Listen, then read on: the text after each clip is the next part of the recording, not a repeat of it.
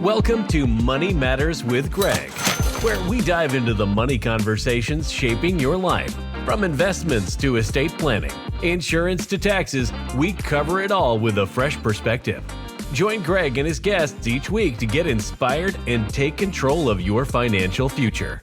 Let's get started. Securities and investment advisory services offered through LPL Financial, a registered investment advisor. Member FINRA SIPC.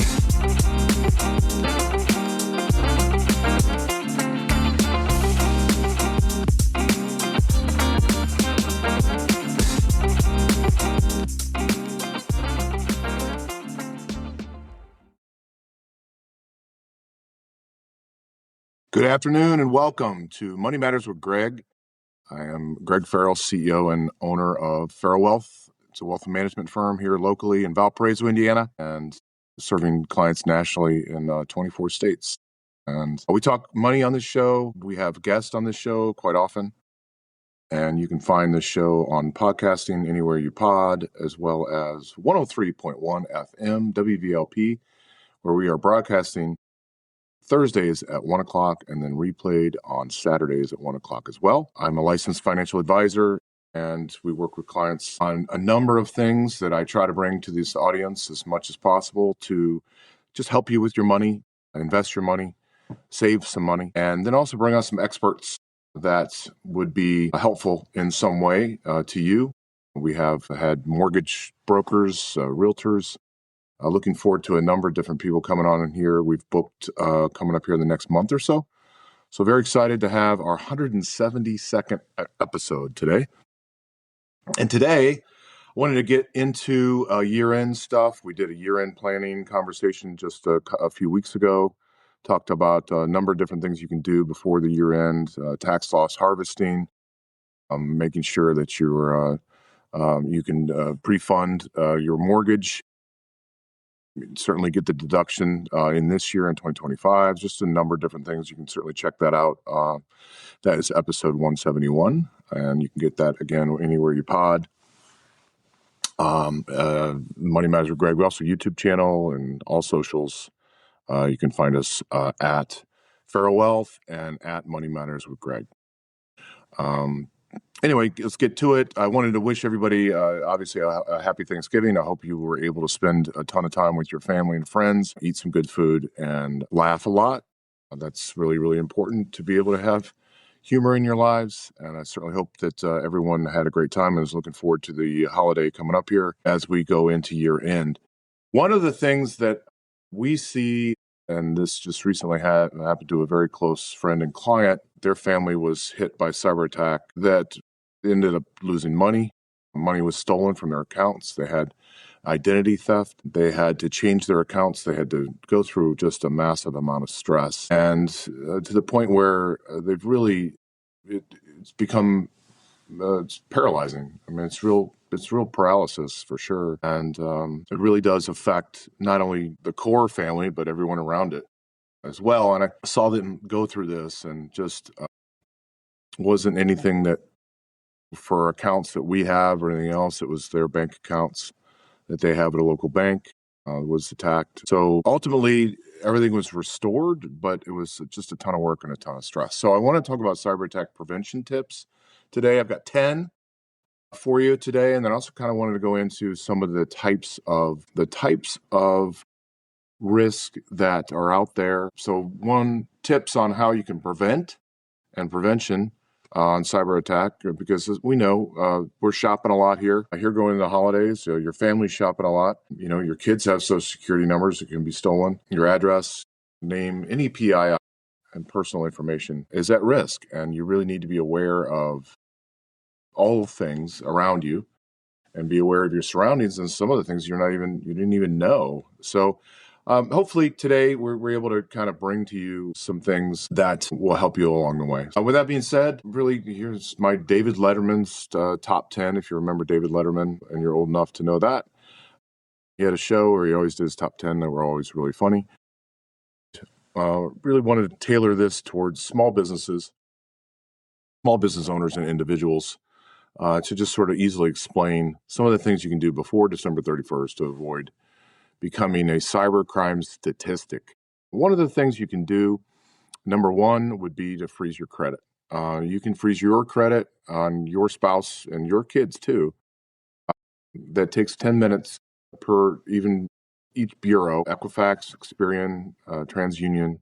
It's free, and it's probably the most simple, most effective way to stop identity theft for a new account fraud. You can always release that credit hold before you apply for anything else, but at least you know you're doing it, not someone else, which is very, very important. So you can do it online today. You can go to Equifax, Experian, TransUnion, and just Google any of those sites and get to work on that. It's really the safest way to make sure that no one is starting an account with your name on it in any way or taking on any debt as well. They can apply for mortgages if they have the right information. Number two would be simple multi-factor authentication or MFA. Everywhere that matters really is a priority. Your email or your financial life really dies if your email is hacked. Banking, brokerage logins, your Apple, your Google account, your Microsoft account. Use the Authenticator app. You can use Google Authenticator, Microsoft Authenticator. Authy as well is another app that works really well. And not SMS if possible, just because that can be hacked as well. So I would replace any remaining passwords that were unused or weak and get a password manager if you don't have one. Bitwarden is free and excellent. 1Password or LastPass is one that we use for sure. If you want to pay for anything, they have free programs as well. But you can at least get through your monthlies. It's sort of like a year-end type New Year's resolution to stop reusing passwords across sites. Update your most important devices: your iPhone, your laptop, your tablet, even your router. All of these install and on a new pending update. So old software as well kind of opens a door into these type of devices. So set everything to auto update going forward, which is another way to think about things. And then you can switch to passkeys where available. Google, Apple, Microsoft, PayPal all have, and many banks have passkeys as well. We're seeing multiple different, things that slow you down, but the pain and the suffering of having those things stolen is going to slow you down even further. Many banks now support those passkeys, passwordless logins, fingerprint. I know Apple, and that's our network, is all fingerprint as well. So just trying to make it easier for you, with fingerprints is so much easier than having to go through the whole passkey and everything else. And so just highly recommend doing it. Next is setting up an account alert on every financial account.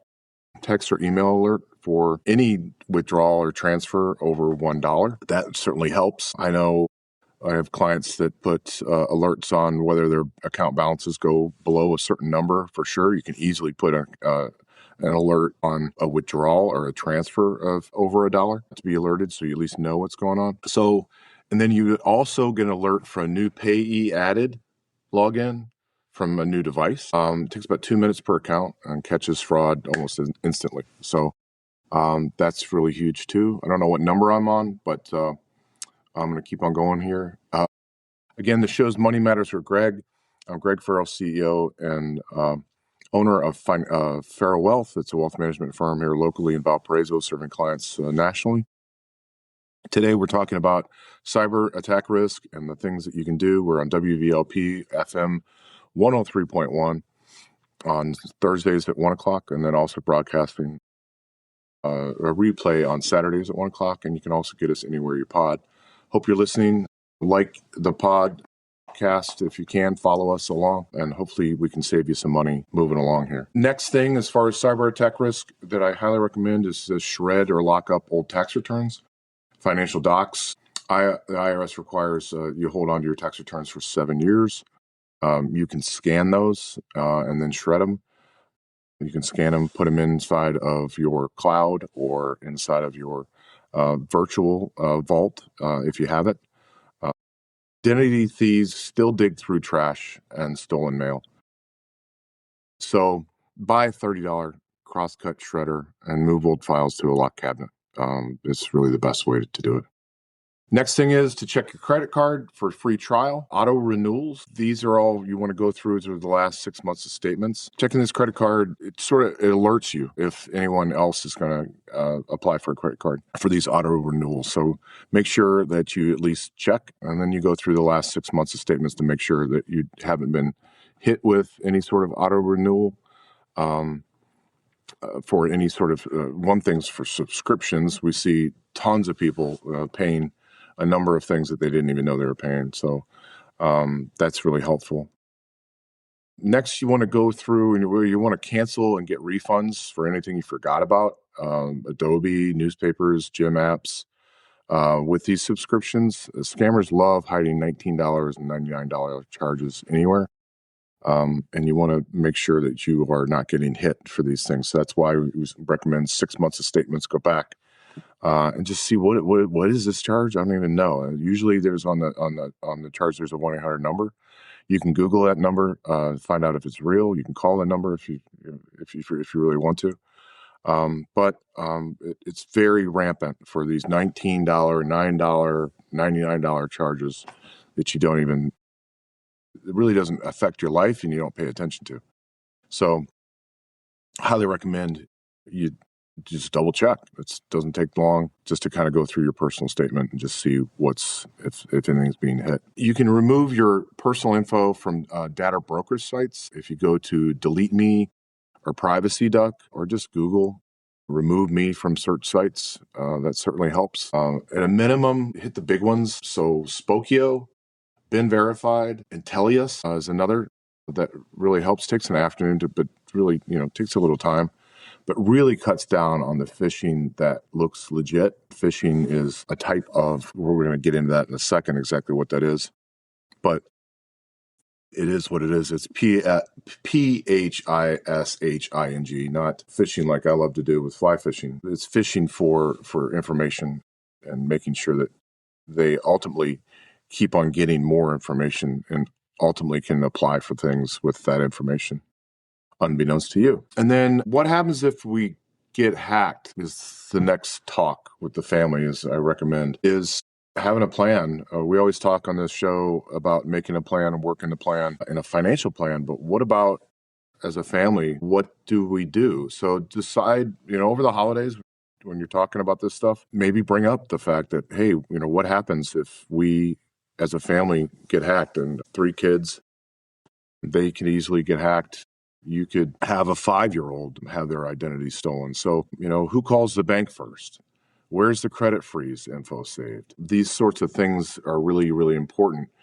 Do you have a small amount of cash and a backup credit card that's not in your wallet in case everything gets frozen and your entire financial world gets hit? This 15-minute conversation really saves days of panic later. That's just my top 10. Really to just go through the cyber attack tips that hopefully will help you and give you some ideas that will sort of just like knock things out. If you do 3 things from this list before the ball drops on Times Square, all right, that's 10, right? That's a lot. It might be too much. We'd like to swim in the shallow end of the pool before we get in the deep end, right? And just maybe accomplish 1 or 2 things. So I would go with number 1, number 2, and number 6, which was freeze your credit first. You can do this for you and your family, and that makes you feel real good knowing that that's done. Again, you can always open it up if you're going to for a car loan or a credit card yourself or anything else. Take the credit off, as well as even internet services are going to check your credit. So you can always turn it back on and then turn it off and feel safe at night. So that's probably number 1.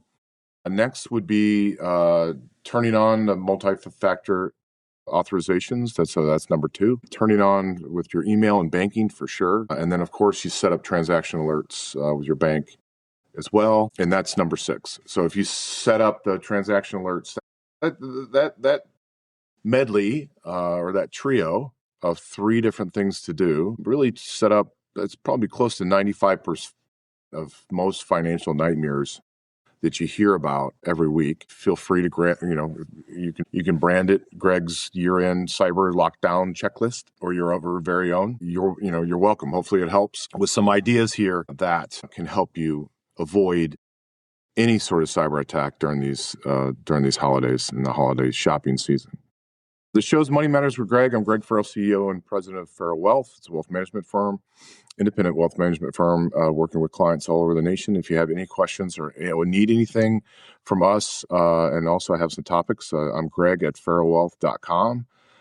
You can also find us on any socials, the YouTube channel as well. So Facebook, LinkedIn, X, and Instagram at Farrell Wealth. You can find us on all of those. Next, and then we're broadcasting here at station identification 103.1 FM here at WVLP. The show airs at 1 o'clock on Thursdays and then Central Time, and then 1 o'clock on Saturdays. You can also get that on TuneIn Radio as well. Just look up WVLP if you have a subscription to TuneIn Radio, so you can get us anywhere. Also, WVLP.org is international, obviously, so you can listen to us on the web. So we talk finance here, we talk money matters and how it might help you. And that's where I really want to go into the last things is sort of common cyber attack types. That is sort of a rundown on attacks that eventually hit everyday people and small businesses in 2025. Happens all the time. So the most common attacks in sort of a rough order or frequency for individuals and small businesses, one would be phishing. That I mentioned before. It includes smishing and vishing, which is video as well, and anything to do with gathering any sort of information to go. You have fake emails, texts, phone calls, tricking you into clicking links or giving info. Example is your Chase account is locked. Please click here to verify. Business email compromise is the next one. Any sort of what they call back BEC. But a hacker breaks into or spoofs your email and asks your bookkeeper, spouse, or client to wire money.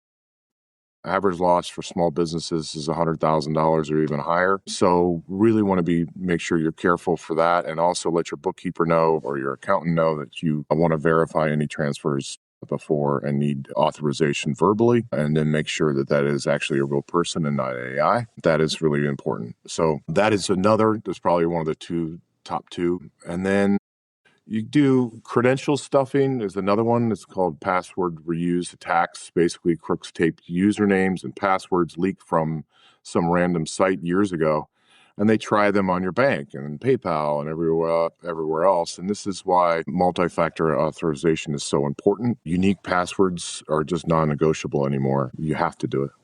So that is another huge cause as well. And then the next one would be ransomware. Your files get encrypted and you're asked to pay Bitcoin to get them back. That hits a lot of small medical offices, law firms, accountants, especially hard, where they need the data back. Basically, the data is held ransom, and that's why it's called ransomware. And so the fee can be sizable. It can also be pretty minimal, but it is going to be an issue for sure. Is having to come up with those funds to be able to get your data back is pretty brutal, and it really stops business for sure and stops your financial life quickly. The next scam would be a tech support refund gift card scam. It's a pop-up or a caller says your computer has a virus. We're issuing you a refund. Please log in here or click this link, and then it ends up with them draining your account or making you buy gift cards for them to get the virus removed or any sort of bank account. So we see that quite often. It's not, again, a huge dollar amount, but it can be, and it can add up for sure. Another thing that is to be aware of is called ATO. It's called an account takeover. They get into your bank, your brokerage, your Venmo, or your crypto account. Usually because there wasn't multi-factor authorization. And they drain or transfer before you notice, and that's what happened to one of our clients.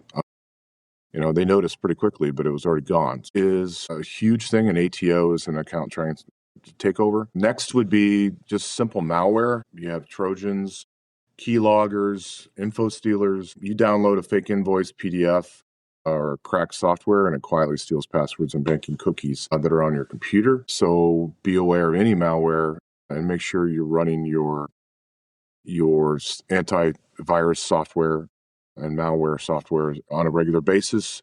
Set your software to update frequently and remove and scan frequently as well. I'd say at least once a week, if not once a month, if not more. Whatever you decide to do, you could even do it daily if you really wanted to. These fake invoice and these vendor email attacks, they look like a legitimate bill from a supplier you actually use, but the payment goes to the hacker's account. So this is really important. We had an insurance company that was taking collections, and the client has always sent it a certain way. They were told to send it a different way, and they did that before the insurance group could actually get to them to tell it. So they actually sent a huge premium bill payment to in an erroneous place. It can happen. These are very calculated and very technical and very efficient hackers and criminals. So just trying to make sure that you are thinking about all those things as much as possible. So when you see a legitimate bill from a supplier, but it looks a little off, it probably is. One of the last ones is a romance, or it's called pig butchering scams. Someone you meet online grooms you for weeks, months, then asks for money and gets you to invest in fake crypto platforms, or sending them money in some way through Venmo or Zelle or whatever it might be. This is the number one way Americans lose money online, is romance and what's called pig butchering scams. So obviously just be aware. And then the last one is SIM swapping. This is a little bit less rare, or less an occurrence and more seldom.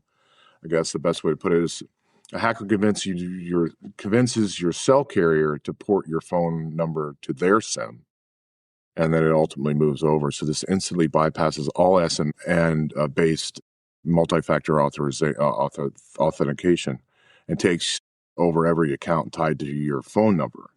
So that's really big as well, for sure. And again, if you have multi-factor on, it won't happen. Or if you have an password encryption software, that won't happen either. So I hope that helps. Those are just top 10 tips on cyber attack risk, and then a list of the most common attacks that are out there and what they are and how they occur. I know everyone out there feels as though they've got things in a good spot, and if you don't, please do. The thing I've seen is the people that are attacked are just every day, just like you, your neighbors, your friends. They knew they shouldn't have clicked that link, or they shouldn't have done this, or whatever it might be, and then it gets real scary. So trying to prevent that here during the holidays as we walk our way through the month of December. I want to thank everybody for being here. The show's Money Matters with Greg. I'm Greg Farrell, CEO and owner and financial advisor of Farrell Wealth. And again, trying to help you with your money, add some value to you and your family, save you some money, make you some money as well.